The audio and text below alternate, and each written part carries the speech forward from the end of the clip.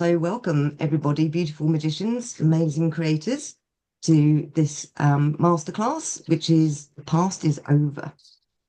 And part of the reason I chose this theme with my co-host Sarah, and we delivered the UK one yesterday.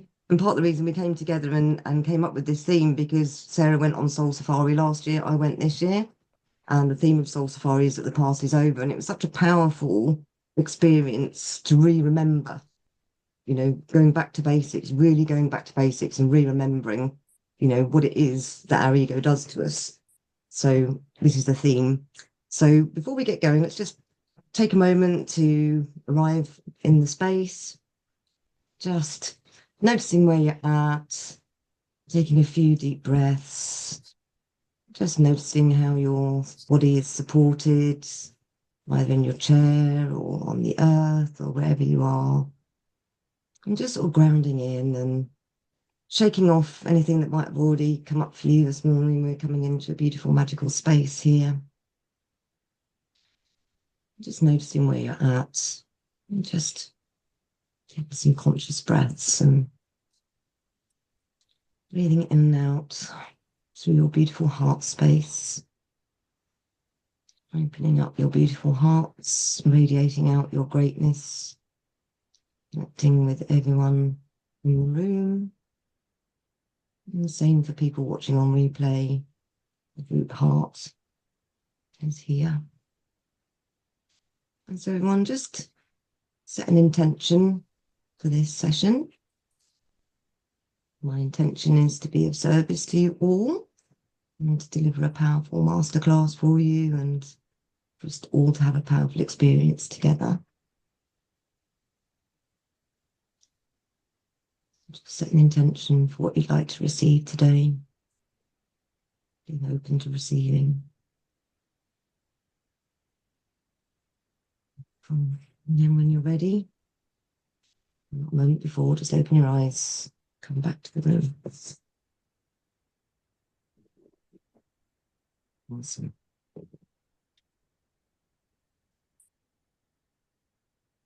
So what is it that we mean when we say the past is over?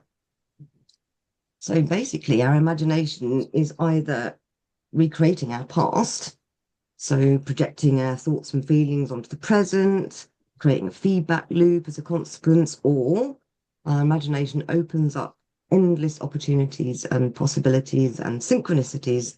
And then we follow the breadcrumbs or the bridges and the little actions like Katie was mentioning about how just, a whole sequence of things just falls into place. And Slay was talking last night about something very similar. He got, the nudge that he needed to go to Berlin and he just turned up there and then all these other magical things unfolded and he now lives in Amsterdam and having the time of his life. And, it's following those little breadcrumbs that don't always make sense.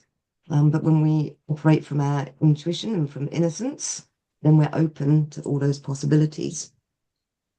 So with the theme that the past is over, it's based on the premise that we make everything up, right? And we know through our teachings that we've received through the Natural Success curriculum that essentially alchemy, which is a philosopher's stone, is imagination. The philosopher's secret fire was their imagination, and imagination is a secret power behind what we manifest, be it good, bad, or indifferent. Yeah. So imagination creates our reality. Imagination is everything. And we orientate ourselves by projecting our past onto our now. When we're in an egoic orientation, that's what we're doing. So we keep reliving the past. So as we know, one of the first premises that we learn in Natural Success is that our focus creates our reality. We have a latecomer.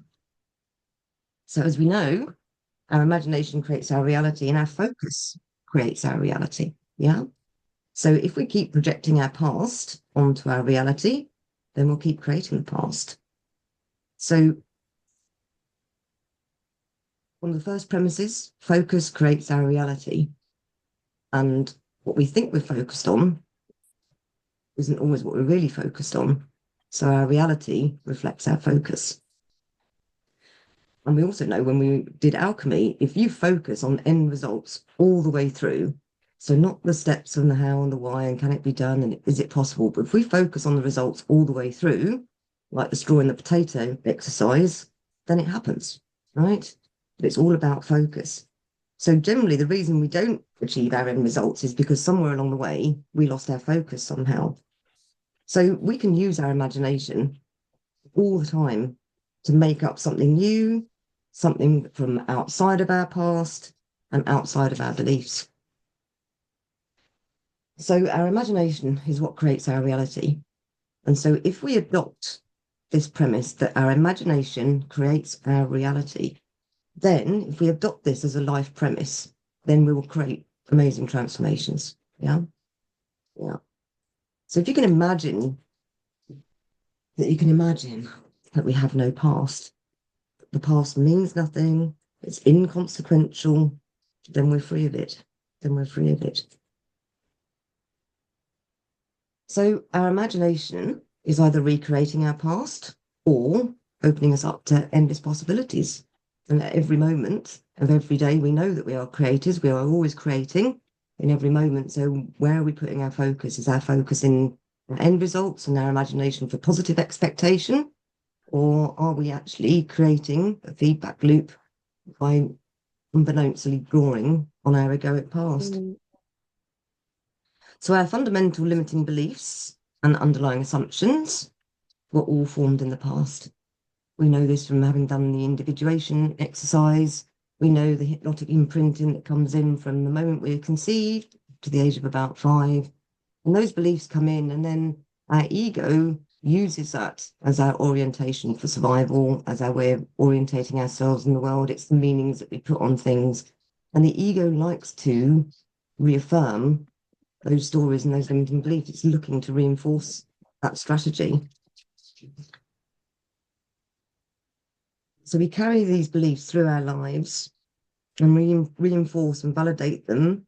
And then we tend to get stuck in our dysfunctional function and dysfunctional formation and our patterns. And so when we go for something, we know that we all have a dysfunctional formation. The top line came out in alchemy. Anyone that's gone on to do mastery or coaching will also know that we get out the patterns. And there's always a series of steps. And it's always just our ego trying to reorientate ourselves, trying to know, well, how is it here? Is this even possible? So we need to constantly be updating our current reality and not living from the past. So our default is always to return to the egoic orientation and our ego, the more we do this work, our ego gets more and more clever in terms of how it tries to trip us up. Yeah. So there's always something running in the background. It's, we talk about in CYD, we talk about, well, what we're tuning into. We know our subconscious says yes to everything. So are we dialing into the messages from Magic FM, from our genius? Or are we tuning into Ego Negredo FM, which is just all doom and gloom and reinforcing old patterns? And at any point in the day, we can choose to reorientate, notice where we are, use the theme of awareness, which is the golden thread which runs throughout all the natural success trainings. Awareness brings choice.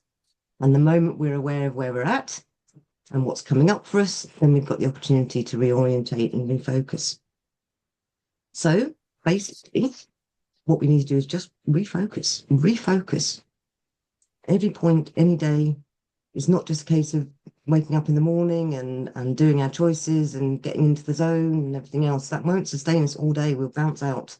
But it's noticing that and staying back on track and feeling the resistance, going, oh, that's interesting. And just noticing. It's just information, no power to it. And we can imagine better. We can imagine differently. And that's the beauty of the land of plenty and everything else. So when we reaffirm that the past is over, we can do something completely new.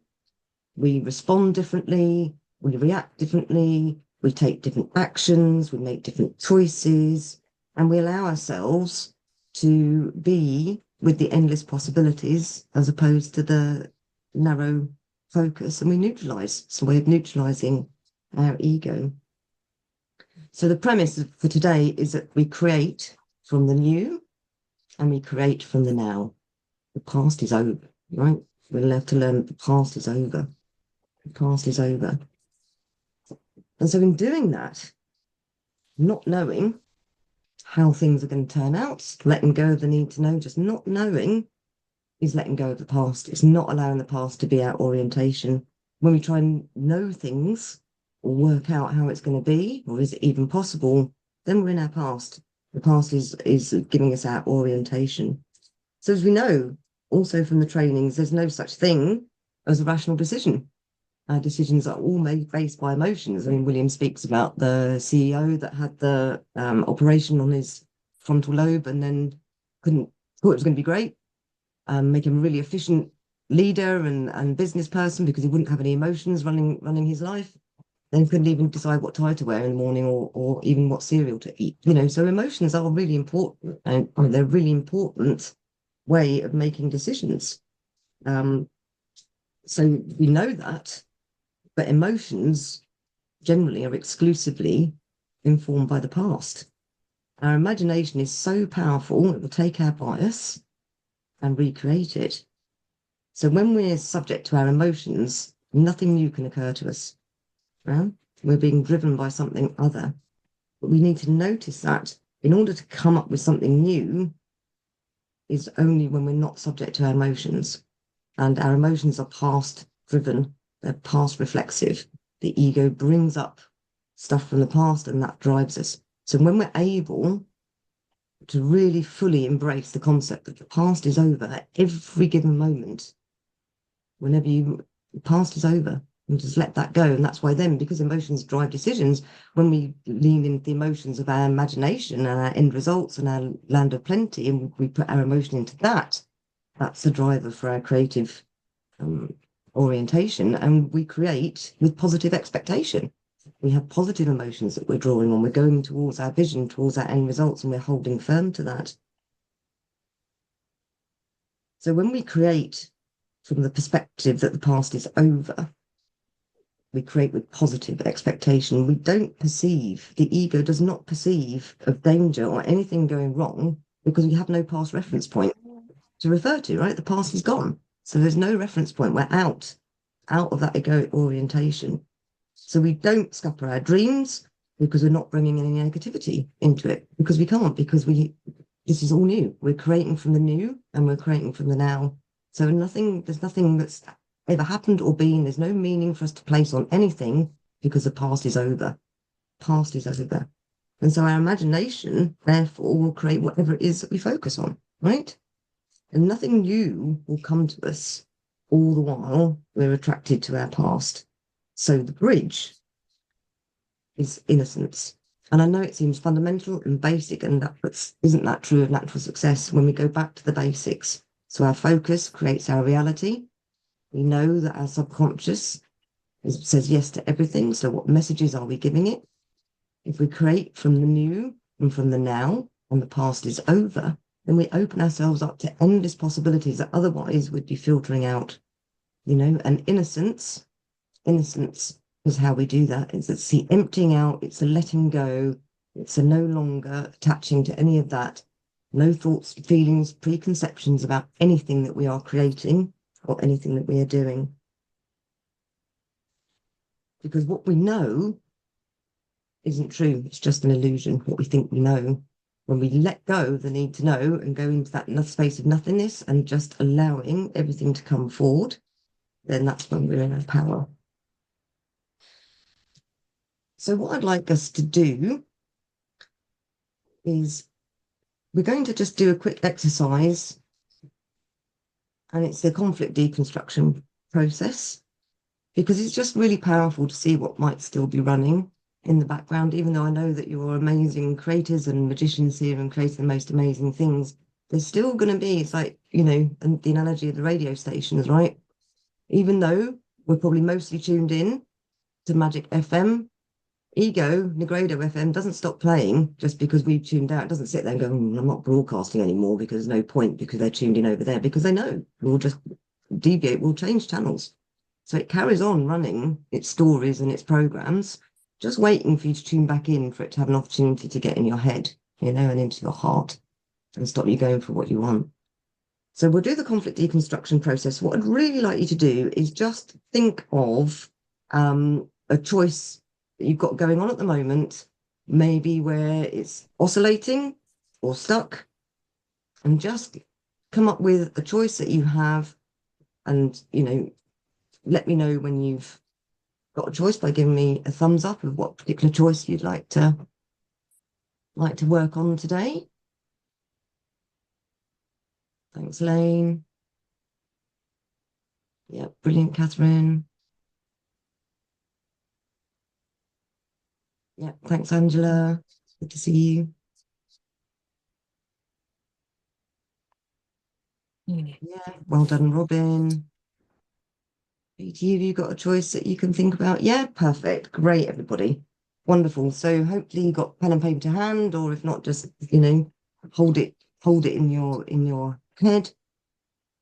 So question number one, in relation to this choice that you've decided to work on today, what's the problem? What's the problem with this choice?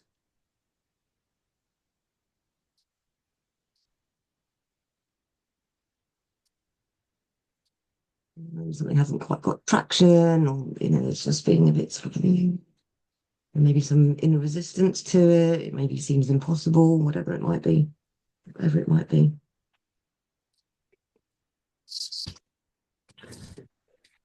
So then when you've identified the problem, what are your thoughts? What are your thoughts about this?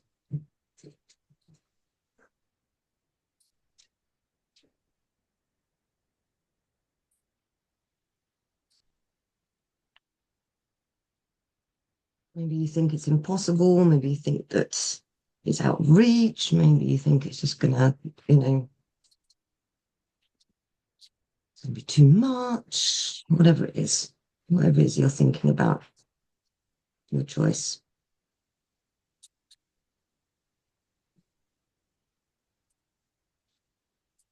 Then when you note it down, what you're thinking is around the problem regarding your stuck or oscillating choice. What emotions are you feeling about this? It might be a sense of frustration, or a sense of sadness, or a sense of being small, or whatever it might be. Whatever it might be, just delve into what emotions you're feeling about the thoughts and the problem around this stuck or oscillating choice.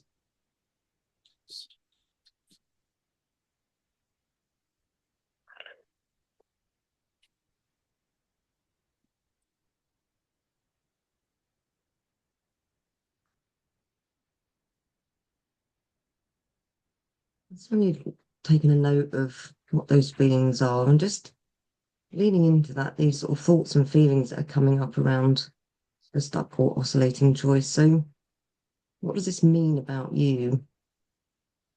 What definitions are you giving to yourself?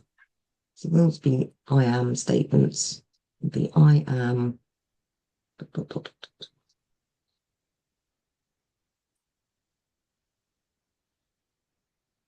It might be I'm aching. It might be I'm tired. It might be I'm stupid. It might be I'm capable. It might be whatever, just whatever comes to you in relation to your stuck and oscillating choice. What definitions are you giving yourself when you reflect on the thoughts and feelings you have about your stuck choice? Maybe I'm powerless, whatever it might be.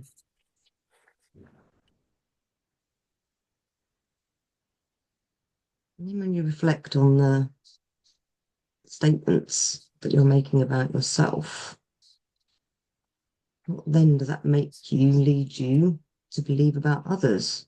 Others are maybe more powerful, maybe more dedicated, maybe more successful, maybe whatever, more creative, more whatever. Just go with what you get. You're just flushing out what's going on.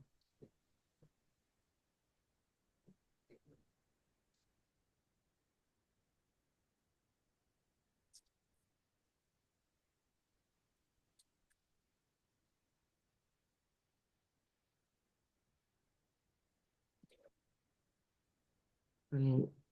And then in turn, when you think about your own statements and definitions that you're giving yourself, your I am statements and others are statements, So what does this then mean that you're actually thinking, defining the world as?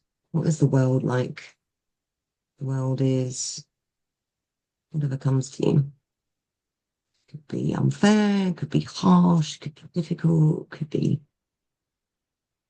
unfeeling, whatever comes to you in relation to your choice.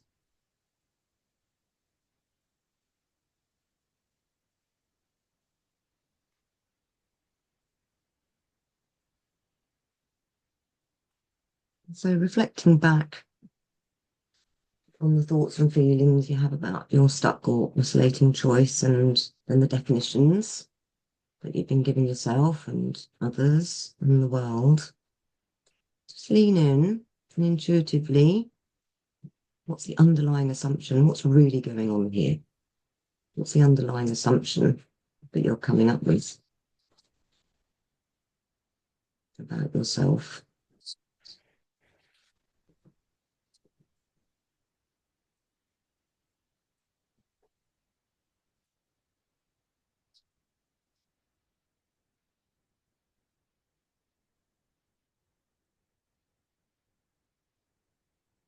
And then just notice, so where is the power currently in relation to your stuck or oscillating choice? How are you responding to it? What actions or even inactions or decisions are you taking as a result of carrying this underlying assumption? If this underlying assumption is running the show, right? So what do you do in relation to your choice when this underlying assumption is running in the background? What happens?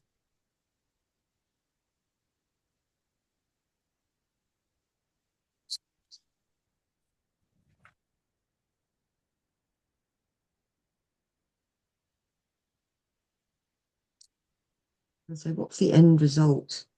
If you carry on with whatever it is, the behaviors, the actions, the decisions that you're taking when you're running this underlying assumption, then what's the inevitable end result if you carry on with this dysfunctional assumption?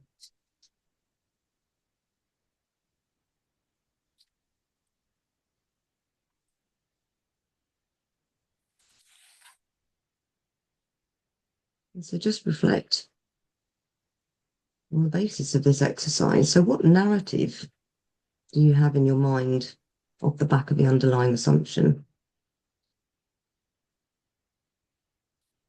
What whole story is running,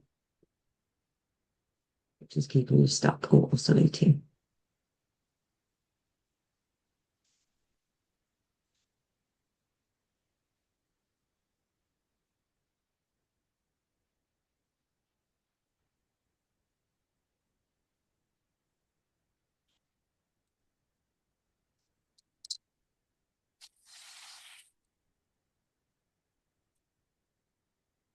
When you're complete, just give me a wave to know that you're complete. Perfect. Thank you. Thank you. Amazing. Thank you. Awesome. Awesome. So I'd really like us now just to concretize what we've just experienced. Okay, so I'll ask generously for you to share what came up for you in this exercise and what we flushed out that's lying underneath the underlying assumptions and what that then creates and the actions or the inactions. So if someone would like to come off and share, I'd be very grateful. And thank you, Catherine. That'd be amazing. You kick us off. Thank you.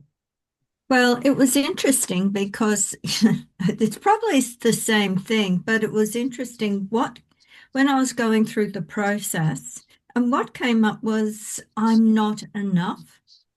And I kept thinking, well, I'm not good enough, but it was more than that. It was more than just not good enough. It sort of encompasses the not capable, not anything else. But I've never used that statement before. I would usually come up with not capable, not good enough, or. But it was this I am not enough was just running so strongly through it, Amazing. which was different. Amazing. interesting for different. me. Yeah, yeah, interesting. Because when we did the class yesterday, it was the same for people. They got something different and deeper.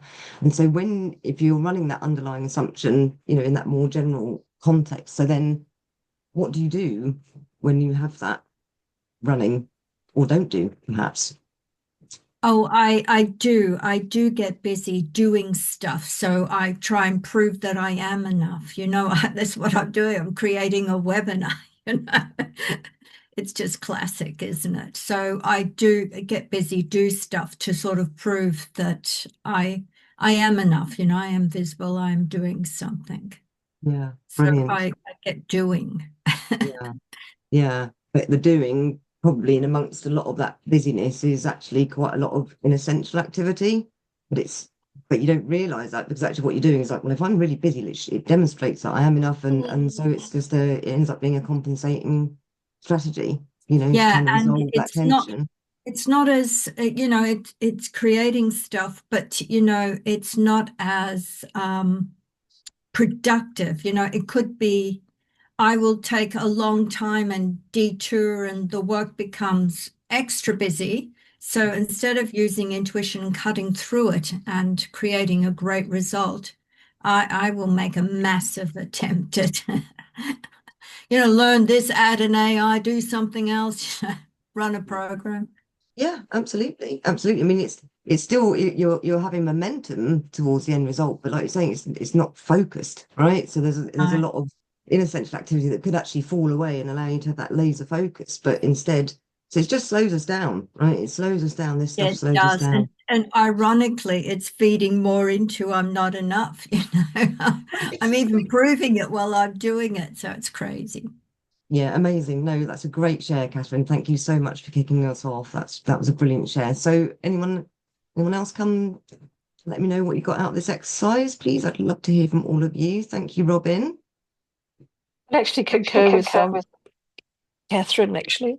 I yeah, enjoy being really busy and thinking, oh, I wish I could just stop and focus, but it just seems to just go round and round and round. And um, yeah, I mean, renovating this house at the moment, everything's just going and it's going like clockwork, but it has kept me exceedingly busy and I haven't had a chance to stop and use this work. But I mean, it's probably been running in the background, but um, one of the main focuses is I've got a daughter that's estranged from me, and that's probably the most important. I mean, I'm working towards it because this house is part of getting something for her, but it's a monetary thing that I would be doing for her, which she won't know about because I don't want her to be I don't want to be seen to be buying her love. Yeah. Um, but it is all about her, this whole thing that I'm doing in it. So I hadn't really joined all those dots until I've verbalized it now. Wow. Brilliant. Fantastic. Well, this come is to what it's come all to think of about. it, yeah, yeah, Yeah. and I Yeah. do keep. It has kept me exceedingly busy for the last 10 days. Mm, mm. Amazing. So Yeah, maybe it's getting closer with her. Maybe it's getting closer for her. yeah. Yeah. No, it's interesting, isn't it? I mean, it doesn't matter, how embedded we are in the work and everything else. These things will just, like I say, almost like the more we do in this work, the more tricksy the ego gets in sort of coming up with a new strategy. Mm. Yeah, yeah, I without sort of really enjoyed how realizing. you. Oh, sorry, I didn't. I No, really no. enjoyed how you used the radio scenario in that the ego radio is just still going on and it just keeps butting in, and we've got the innocence going, and so we just need to tune into it. It was a great analogy, I felt. Thank Oh, you. good. I'm so pleased. Yeah, I love it because it just because it's like, as we know, we're surrounded by hundreds of radio waves all the time. We can tune into our radio stations and click between them and everything else. But a lot of the time, I know my car, for example, it does it automatically, and it's really irritating because I've got my own music tuned in to like 107.8 FM, right, on the car thing that I've got. And then whenever I go to Swindon, 15 miles away, there's a hospital radio that broadcasts at 107.7, and it keeps tuning out into this dreadful hospital radio. And I have to keep tuning it back. And every time I do it, it's a reminder. It's like, okay, where am I putting my focus? What am I listening to? Do I want to listen to this stuff or don't I? And sometimes I indulge it and sometimes I don't, depending on what's on. But, so I love that analogy because at any moment during the daytime, we can choose what we choose to listen to, because inevitably we're spiritual beings having a human experience. Stuff happens. Despite our best of intentions of staying in the zone, it even happens to William. He'll bounce out of his ego several times a day, has to catch himself, choose to refocus. It's the battle of evermore, which we know, but it's just that awareness. It's knowing what's running the show and what the underlying assumptions are. So yeah, thanks, Robin. That's a great share. Thank you. Right, who else? What else did your underlying assumptions reveal that you might not have revealed? Yeah, Lane, go for it. Thanks, Nikki.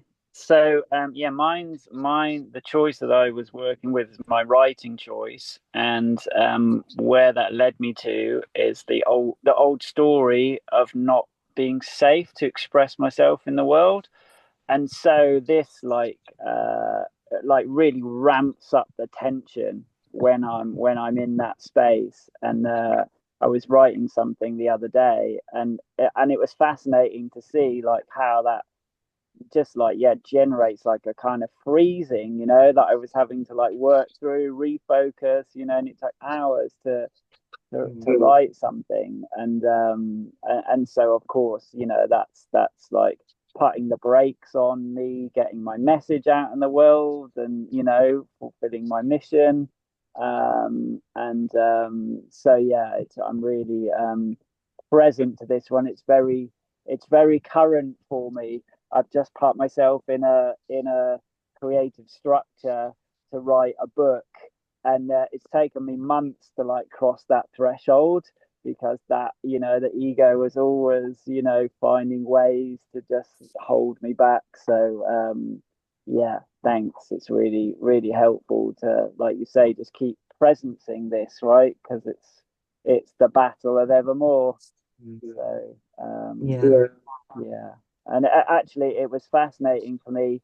The other day, I don't usually post things on social media, and after I'd written something, I just had the inspiration, just put it out on social media. There were typos when I'd like like cut and pasted it that I hadn't even noticed. So it was a classic like taking perfect action, and I got such a positive response from the world to what I posted. It was fascinating just to watch those ripples for the next sort of 48 hours, compared to my egoic story.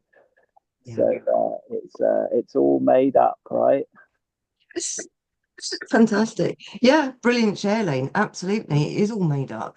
But I think you bring up a really interesting point as well, which is around um, the underlying assumption of not being safe, because that's a golden thread which runs through all the limiting beliefs. Whenever I teach CYD and we go through all the limiting beliefs from start to finish sort of thing, and it's almost like they weave together like a giant quilt. And the golden thread which runs through them, which comes out from all the images, is I am not safe, you know. And of course, with that, the ego then sees anything that we're going for as a life and death situation. It can't possibly allow this to happen because it's a survival orientation. So it'll do everything in its power to stop you. And that's people get physically ill. It will do everything. It will just say, right, I'm going to wallop you with a flu or something, just so you can't do this thing. So it's interesting that you mentioned about the freeze, because it made me think of the different trauma responses. You kind of freeze, which is a place of deciding, what do I do? Do I fight or flee? But we also have two other trauma responses which tend to come in as children. So it's not just the fight, flight, freeze response, which we have as kids. We can't fight and we can't flee generally when between the ages of 0 and 5. We're too dependent. So we come up there's two other trauma responses that we come up with that end up running, which is the choosing to people please. So that's what's known as the fawn response, FAWN, the fawn response. We choose to people please because that helps to diffuse the situation in which we find ourselves. And then if we please the people around us and everything else, then we maybe get our needs met. Carries on into adulthood, we become people pleasers. We end up in abusive relationships because we're just, everything's about keeping the harmony, keeping the peace. And then the other trauma response we have is to get ill. And we will, I mean, and I had a great revelation about this, like a year or so ago. I'm doing one of these exercises, and I thought, God Almighty, I created lots of different situations in my life where I became ill as a default trauma response because I wasn't safe. And it was just right, well, if I now become ill, then I have to be looked after. I have to, it gets me out of my situation. And I've got another friend who's supremely powerful creator. And she manifested when she was 8 years old and she was going to school and she was away with the fairies because she was just a beautiful creator. And it was, hard. She was brought up in Tasmania.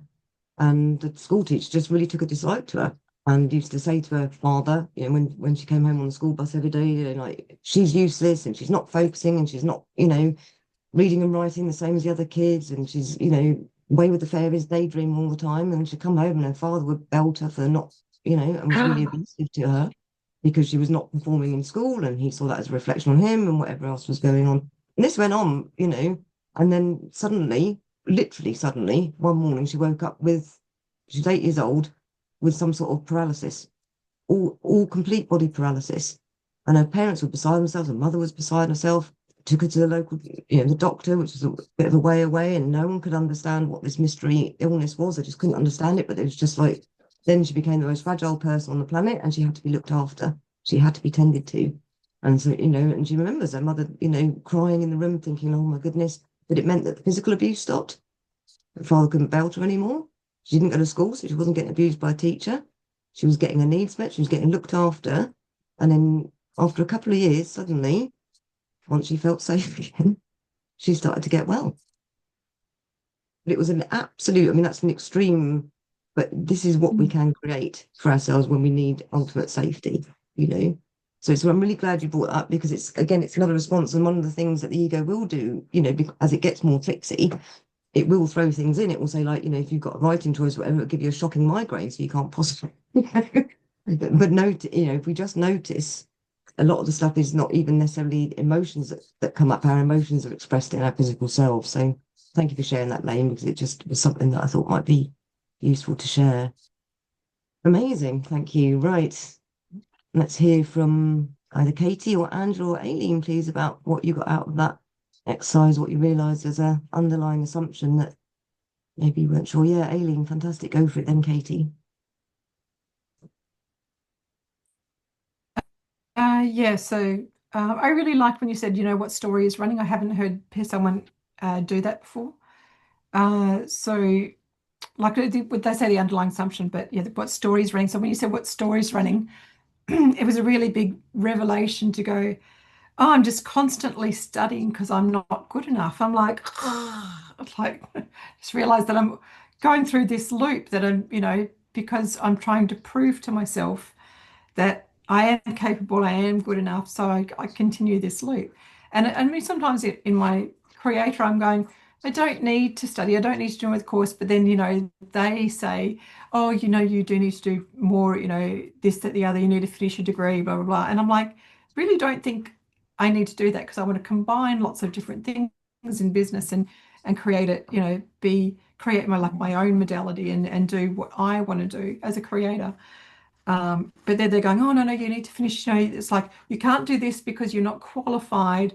You don't have a certification to do this. So blah, blah, what other people tell you. And I'm like, and then, yeah, that story I'm running is I have to study because I'm not good enough. So it was a real revelation to go, Fantastic. stop doing that. It's like, amazing. not in because my what high it school. is just putting a condition on your choice, right? Your choice to be a powerful creator and create your own modality. It's just putting a condition on that, saying, well, you can do that, but only when you fulfill these other things. And then, so the ego is pesky and it's kind of saying to you, oh, the underlying assumption is I'm not good enough. But on the other hand, it seems very logical and yeah, I should be qualified and it's to have letters after my name and certificates on the wall. But actually it's not, it's a compensation, it's a condition on you being able to create your vision, Amazing. Yeah, it's just I love this. I love this exercise. It's just fascinating at pulling out, what comes up. Brilliant. So Katie, you're going to share your experience.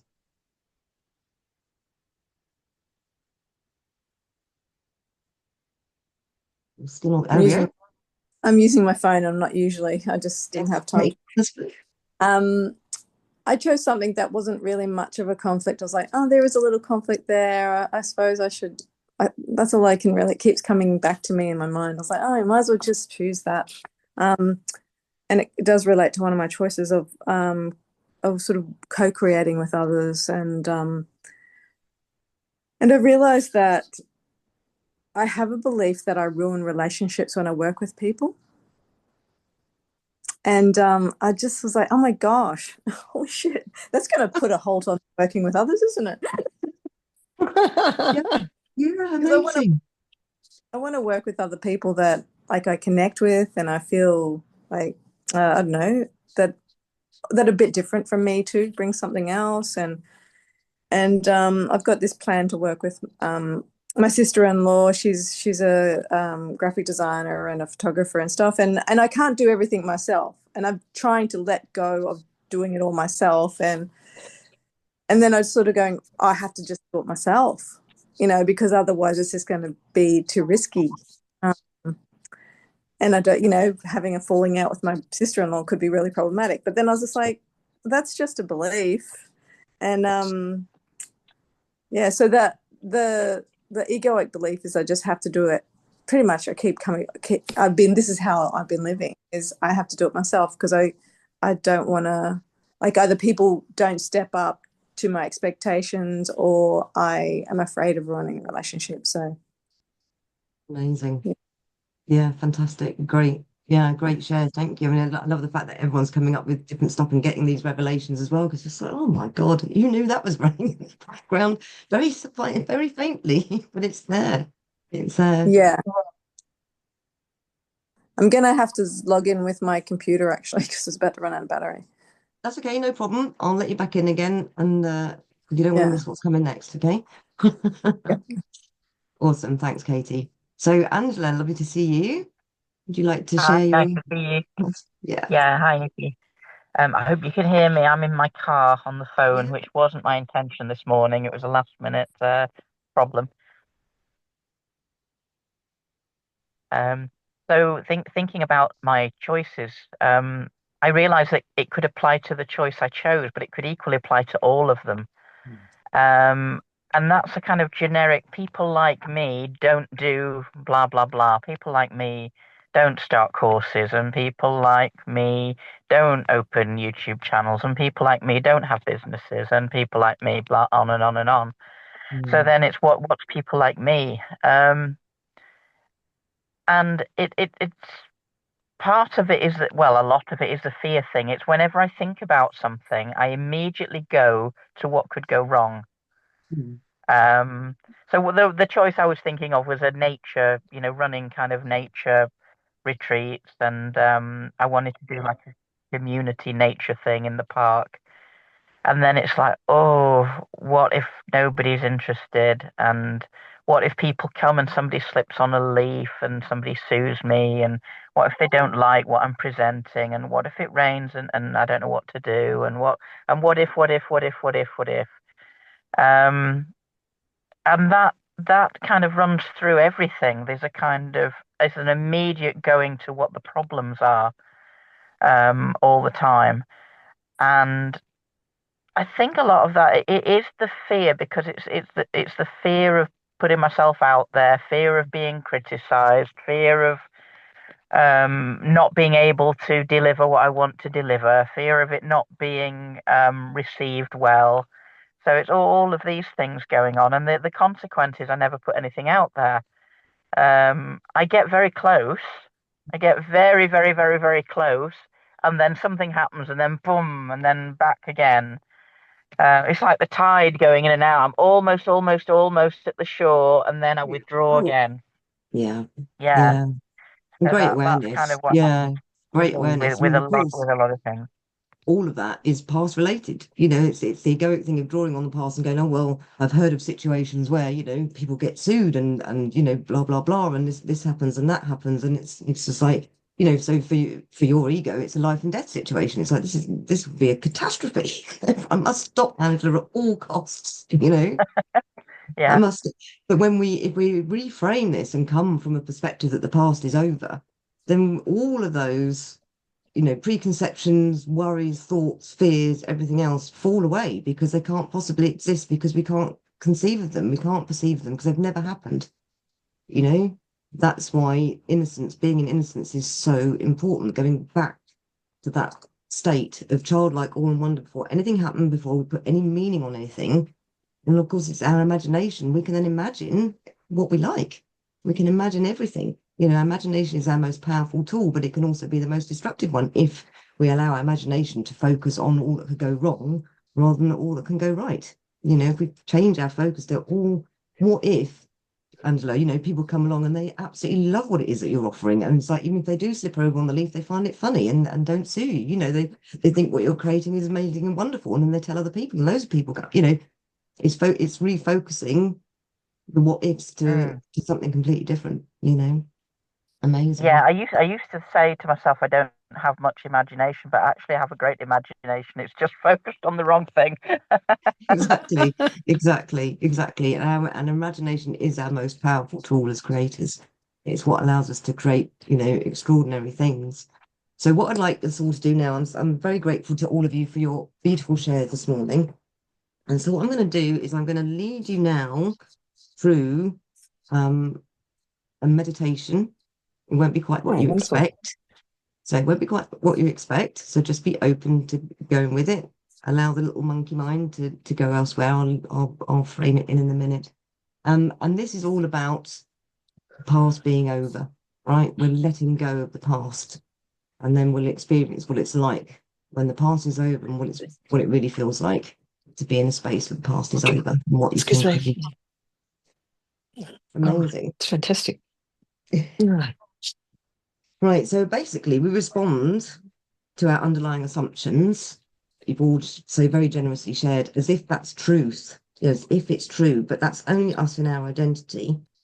So we're still stuck in the past and in our old story. So what we're going to do is actually do something which allows you to come through that and let go of that. So whatever we believe to be true will dictate our actions or inactions, right? So we're going to change those underlying assumptions now. We're going to let them go and we're going to affirm a different truth, right? A different truth to follow. So the conflict deconstruction process, shows how we're sabotaging ourselves and predetermines the outcome. So when we're in our identity, we're in our patterns, and therefore we're living from the past, and therefore we're reacting as if they're true. And that's not the same as creating. As we said, the premise is we create from the now and we create from the new, and that's what we're going to do. So the bridge is innocence, letting go of the need to know, letting go of the need to try and resolve things, to get certainty, to feel safe, to feel more qualified, and actually we're going to master our focus. So we're allowing ourselves to see the new opportunities, new ideas, new synchronicities, that when we're actually really open to receiving, intuition against end results, these little breadcrumbs happen, the different beautiful synchronicities that happen that allow Katie to travel and get her car and meet a friend, all that stuff, and the sleigh moving to Amsterdam, all the things that we know that we can create. So we're going to do an exercise now which allows us to really change our focus, master our focus into a different reality. So I'd like you all just to be sitting comfortably, just shaking off like the deer does when it's just goes into the forest, shakes off everything that's come before. And then setting an intention with this exercise that we're going to go into this exercise, we're going to let go of those underlying assumptions and those crazy stories and let go of the past, which allows yourself to be in the now and create from the new. So just noticing where you're at, just settling in. Amazing. Just feeling really comfortable. Oh, just grounding, a couple of breaths, just settling in. And so just setting an intention that we go into this exercise, getting the full benefit of it, using our imagination, allowing our imagination to take us where we need to go in our highest good, not prejudging anything, just going into innocence. And so, beautiful magicians, I want you to just imagine you're in a forest, in a beautiful forest. forest of your imagination and creation. And you're in this beautiful forest. And you just stopping and allowing yourself to be really present, really grounded in this forest, and just noticing what's obvious about this forest. What is it that you can see? Just take time to have a look around. Just observe what the forest looks like. Maybe also just at the same time as you're seeing and observing what you can see, just also notice what it is that you can hear. What sounds are there in the forest? There might be some wind rustling through some leaves. There might be some birds, some other creatures. And just notice. Just notice engaging your senses. What does it feel like? Just notice what it feels like to be in this space. Maybe there's some sun shining through and you can feel the warmth on your skin, or maybe there's a cool breeze and you can feel that. Maybe there's some trees that you can reach out and touch to notice the different barks on the trees and the different leaves. What can you smell in this forest? Maybe it's a smell of pine needles or areas of moss. And maybe you can even taste maybe some delicious plants in the forest, some sorrel that you can pick and actually eat and taste that beautiful taste. And just noticing this beautiful forest and engaging all your senses in this forest, really being here, being in the now. And as you engage with this beautiful place in which you find yourself in nature, there's a path. It's a clear path. It's easy, and you feel compelled to follow this path. And so notice as you walk along this path, what else can you see? Maybe there's some flowers, some different plants. What you can hear, maybe you can hear your footsteps underneath, crunching on leaves or crunching on gravel, whatever. Still hearing the wind rustling in the leaves, whatever it is, bird song. And as you move easily and effortlessly along this pathway, just notice what you feel. You can taste, smell, see, hear. Just get this really deep, visceral sense of what it's like to be in this beautiful forest and walking along this beautiful path. And you keep going. And just keep going, noticing, sensing, getting deeper, going deeper. And you keep walking, and you've been walking for a while now, and you notice that up ahead there's a fork in the path, and you just feel compelled to take the left fork. And take the left fork, the left path, and you're continuing on your journey and just seeing and noticing. And it opens up a little bit more. Maybe some of the trees are different, or what else you can hear, what else you can sense being in this space, just easily and effortlessly walking through the forest along this other pathway and going deeper, deeper into the forest now. And you're going deeper. And then there's a clearing that emerges.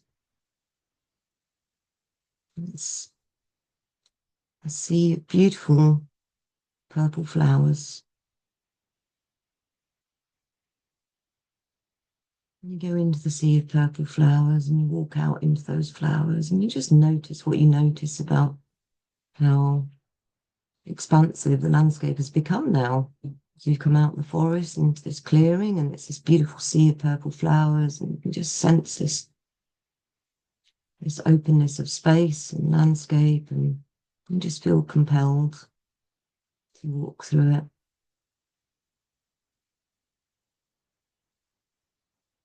As you're compelled to walk through this, you actually notice on the other side, you see the purple flowers, there's a gateway. And you're compelled to open this gate, and it takes you into another part of the forest. And you're compelled to go through that gate. And there's another path for you to follow, and you're compelled to take it. As you go along this path, you realise you're going into the forest again. But it feels different this time. It kind of feels like this is some sort of sacred, enchanted forest that you're walking into now. And you go deeper into it. You've been journeying for a little way now, and you emerge into an area, a circular area, where the trees are cleared. You're still surrounded by the forest. But it's a wide, grassy, circular area. And you notice that in this magical area, there's a sacred stone circle. So the trees surround this sacred stone circle. You know this is a place of magic and a place of genius. And as you approach the stone circle, there's a fire. There's a fire pit outside of the circle. There's a fire there, and there's a log for you to sit on. And you just notice that you're feeling a bit weary. So you choose to sit on the log in front of the fire, noticing you're feeling a bit weary having travelled so far, and it also comes into your awareness, well, actually, you're wearing a great big overcoat.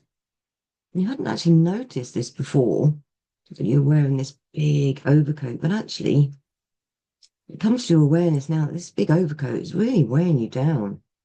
Really weighing you down. It's really heavy. It's really weighing you down. And this overcoat represents all the past that you've been carrying, past stories, past narratives, past beliefs, all sorts of stuff that you've been carrying around with you. You hadn't even realised you've been carrying. It'd been this invisible coat that you've been wearing, but now you realise it's actually become visible to you, and it's just really heavy. And so you just feel compelled to take this overcoat off because it's not serving you. It's too much. It's too big, too heavy, too cumbersome. And so you take it off and you realize it's kind of old and a bit dusty and smelly and raggedy and heavy with stuff. And it's just like, I don't need this anymore. And you realize that the fire in front of you is just intuit that this is a transformational fire. It's a fire where you can transmute everything that you no longer need.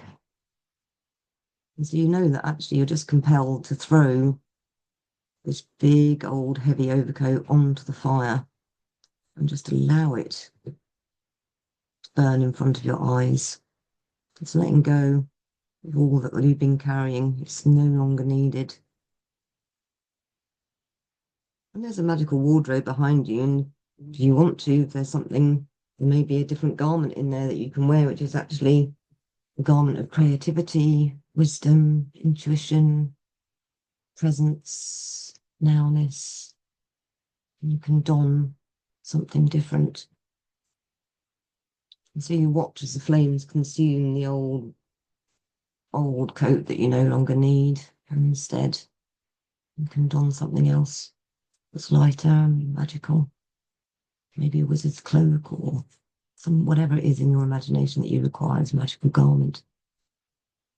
And you notice just how much lighter and brighter you feel for having taken off this big, heavy old overcoat. And actually, you're feeling more energized now by looking at the fire and seeing it burn and donning this new garment. And you feel compelled now to go into the sacred stone circle. You know you're ready. You couldn't have gone in there before with the overcoat on, but now you can. Now you've let it go, you can actually enter into this beautiful sacred stone circle. And you feel compelled to go into this sacred stone circle. And when you do, there's a seat there waiting for you. Whatever kind of seat you want, it's yours. So there's a seat for you to sit on. And so you feel compelled to sit on this seat. And in this space, you know that the past is over. And so it's all gone. And so notice what you feel now you know that the past is over.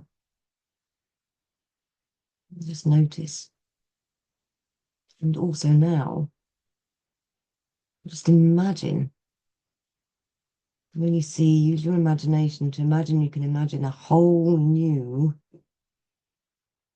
now. A whole new now, where you can create from now and from the new. So I want you to just really see and experience, allow yourself to rise up into your golden ball of light. Really see what it is now. What can you create? Now that the past is over, now you're in the now, and everything is new and everything is fresh. What is life like now? What is it that you can create? What does it look like? What's the energy like now? Just allowing yourself to imagine, and really being with that imagination of the nowness, the freshness of the now, the lightness of the now, the newness of everything. Can your heart create now? When you're in this place of newness and presence, I just want you to notice what you can notice. You be in that energy.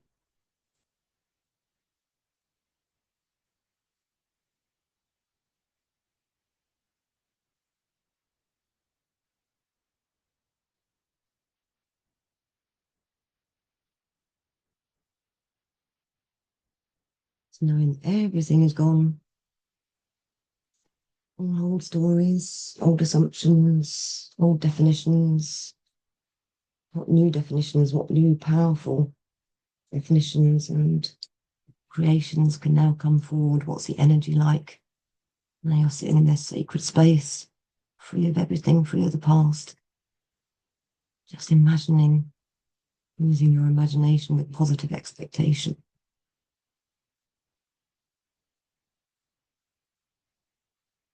Just see it all, feel it all, feel what it feels like to be in this space of newness and presence, the space of the now and the new.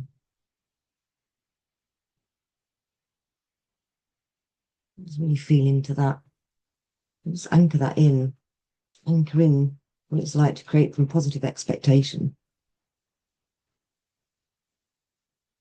Everything is possible.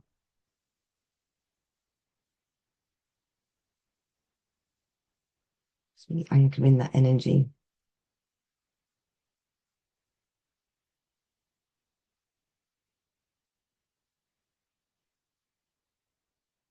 And when you're ready, you might like to use a pen and paper just to take some notes down to capture what it is that you're seeing, feeling, experiencing in this space.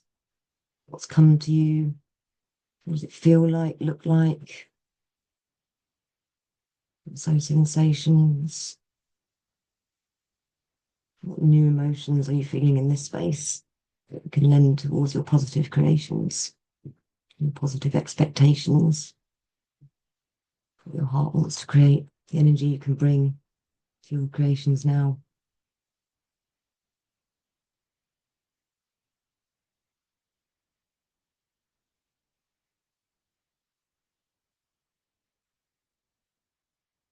Past is over.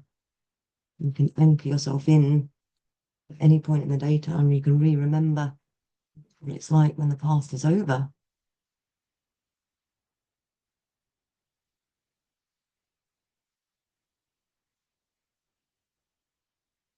Just give you a few minutes to take note. Writing helps us to concretize what we've experienced, and maybe even more intuition will flow through from this point as well about what we can now create when the past is over.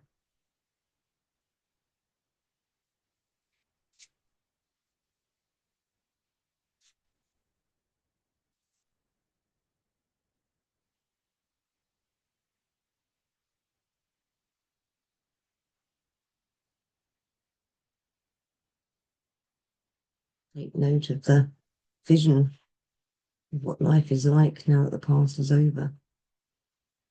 So what you create now, how you're showing up, what does the future look like, what's now available, all of that. Capture all of that.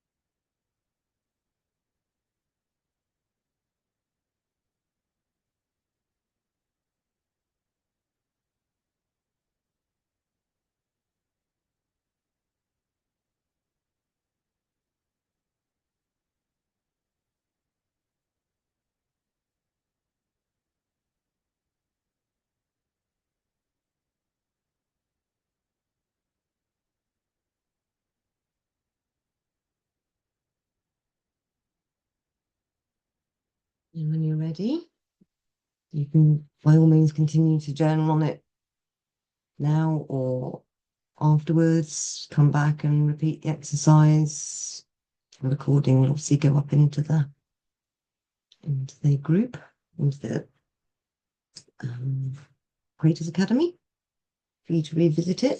I'd be really interested to hear if people are willing to share their experience of going through that process and what it feels like now, having gone through the process. What's different? What did you see? What did you visualize? If anyone would be willing to share, it would be great. Yeah, go for it, Lane. Thank you. Thanks, Nikki. So yeah, wow, that was really powerful. I got something I'd never seen before at the end of that visualization when I was standing in that space. What I saw was that I'm free to be fully visible in the world, and the world is waiting for that, for me to show up into that. And then I will be criticized when I do that, and even attacked. And what I saw was that the only thing that can criticize and attack me is the ignorance and the blindness. And by responding to that in the way that I'll respond to that, that will only reinforce my message. And so it's actually beneficial and of service, and it was help people to see what is by having that reference of what is not. And so it positively serves my mission for me to be criticized and then be able to respond to the ignorance that lies underneath that criticism. That's profound, Lane, and thank you so much for sharing, because what that sounds to me like is that you're saying it is actually safe for you to be criticized, and in fact it's actually being of service. It's actually being of service. It's transmuted that sort of like holding back because of fear of safety, actually saying, actually, this is a necessary part of the evolution and growth of your message into the world. So I've got goosebumps. That's very profound. Thanks for sharing, Lane. That's amazing. Really amazing.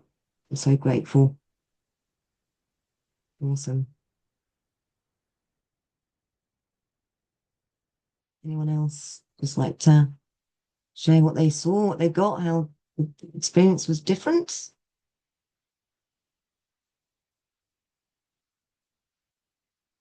Thank you, Catherine. Go for it. Actually, I did miss a couple of bits because there were some things happening here. So I thought, There's resistance then. But as I was traveling along, I really loved it, and the different forests were really different. But I even started off in quite a happy mood to be right at the very beginning. The first forest was just a joy to be in. But it was funny when I got to, now hopefully I was following it correctly. I got into the circle within the stones. It was funny because she said stones. I'd have put mushrooms around. Anyway, I got into the circle and sat on this chair, and I just wanted to laugh, at the foolishness of everything else and how simple and easy and there was nothing. There's almost this limitless feel. It was that was mainly the feeling. There's just so happy and relaxed. I even sort of felt beautiful and powerful but so happy. And yeah, but it was so funny when I got in there and I thought, oh my, I just wanted to laugh Brilliant. at everything because there was nothing to ever really worry about. And it was just seemed so funny that you would, you create so much rubbish. I'm still laughing. So I got most of it, I think. No, that's brilliant. Absolutely brilliant. Yeah, you got absolutely what you needed. And of course, when we create from a place of joy, it's going to be magical and wonderful and brilliant, and that joyousness. I mean, that's a wonderful state of being to be in, and that's a great anchor for you as well. At any point in the daytime when things are sort of like, just like, remember the joy, remember the laughter, remember the stupidity of it all. Just get rid of it. It's like not necessary. I'm going to be a joyous creator, right? Amazing. Thanks, Catherine. Who else would like to share? I'd love to hear from you before we close out. Go, Robin. You're on mute, lovely. Sorry. As soon as you went in there, I just immediately saw my daughter hiding behind a tree, wanting to come out. Oh. And just as we came along, she came and took my hand, and I just went. And then her brother joined her as we went into the next forest. It was just amazing. I just went, oh. And it was the minute we walked in, I just went, oh, there's Elizabeth hiding behind a tree. I went, oh, that's good. Absolutely. So I don't know whether, I guess there is no right and wrong, but that's how it all. And when we got to the rocks, I think by that stage I'd faded. But yeah, it was beautiful. I think you've done a great session tonight. I think it's just what I needed. So thank you. Thank you for everybody else. Yeah, no, It's well, just it's been a crazy few weeks, and Mm. it's just this afternoon. I didn't have any visitors; they all left today, and I went, oh my God, this is tonight. It's absolutely perfect. I couldn't thank anybody enough. Thank you. Oh, you're so welcome. I mean, the beauty of the divine timing always is, it's always divine timing. And I honor you for showing up as well, given it would have been quite easy if you just go, like, oh God, I'm so tired, I'm just going to go to bed and just, but you didn't. You've showed up, and then that's been of great benefit, and very happy to be of Huge, service. absolutely huge, unbelievable. Amazing, wonderful, wonderful. Right, anyone else? Come on, don't be shy. Go on, Katie. One of the things that really sort of stood out for me in that process was when I was walking along the path, the whole time I couldn't see what was ahead.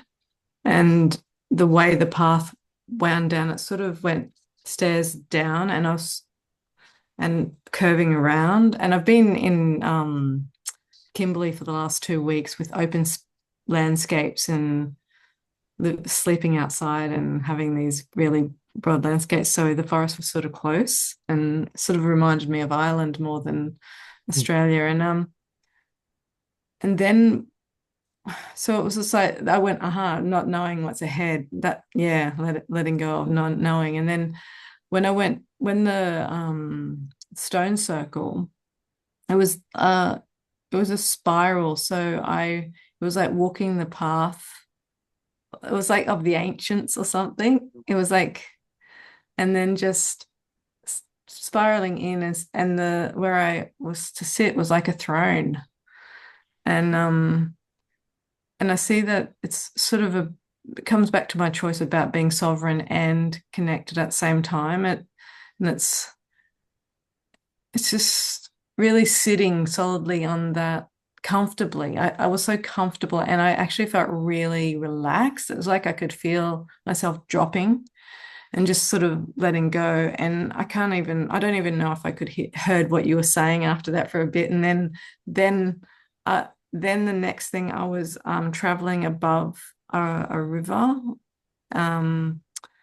a beautiful sort of like a creek river, a babbling brook kind of thing. And I was just moving at speed with ease and no resistance and following the path of the river.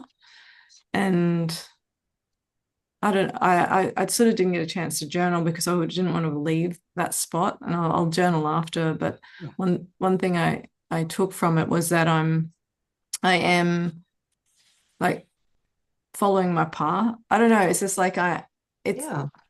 and What's moving obvious to me is that, like the water, as we know, water follows a path of least resistance, and so if you're following the path of the river, you are absolutely taking the path of least resistance. So that there was nothing to hold you back, you know. Yeah, and there was all these rocks in the water, like pebbles and stuff, but I was gliding above it and moving at speed as well. And yeah, it said to me that things are moving quickly. I don't know. That's what it And told it me. will. Yeah. But And they you're are. able to go with the flow. You know, you are able to follow that and navigate. You know, like you say, because you're floating above the river, the rocks and things that might otherwise prove an obstacle if you were in a canoe or something. That means nothing to you because you're floating above, but you're following the path of least resistance without anything getting in your way. Yeah. And the not knowing, it's like that's what I've been living in for the last 2-3 weeks. It's just really having a stance of being sitting in the not knowing and just taking the next obvious step. And it's been interesting. Super powerful, amazing. Thank you for sharing, Katie. That's right. Yeah, sounds really profound. Right, Aileen or Angela, is there anything you'd like to add from your experience? No? Okay, that's fine. Yeah, Angela, go for it, lovely. Hi. To be honest, I was very in and out of that. There's a lot of activity where I'm parked, including a rubbish van which just pulled right in front of me. Let's hope that's the rubbish from the past, hey? Yeah, In case absolutely, anyway. absolutely. It's been collected and taken away. Yeah, totally. I love It's it. very, very noisy. So yeah. So I was a bit kind of in and out, I have to say. I do remember also a throne. It kind of jogged my memory just now. I did remember a throne, but I was kind of fighting it a little bit and thinking, oh, I don't want a throne. I'd rather just have an armchair. So I don't know what that was about. And then when you said there was a wardrobe behind us, there was a nice kind of light jacket in there that had a golden thread running through it. But then again, I'm kind of fighting and thinking, oh, I'm not sure that's my style, golden threads, you know. So I'm kind of having an ongoing discussion with myself. So I'll try it again when I'm in a quieter space, I think. Yeah, A lot of distraction. perfect. And obviously, you know, you come back to it at any point, right? You know, anytime, you know, or reach out if you want me to take you guys through it again. I don't mind going through it again. I just think it's such a powerful, beautiful way of just remembering. It's that shedding, it's that letting go. It's anything is now possible. There's nothing that's kind of weighing you down. You know, there should be a lightness of being and everything else. So I really honor all of you showing up today. It's been a real pleasure to spend this time with you, and I hope you've all found it useful and got something out of it. And, you know, from my heart to yours, you know, go be magical. Thank you. Yeah. Thank you. And look forward to seeing you all again soon. So much Thank you, love. Nikki.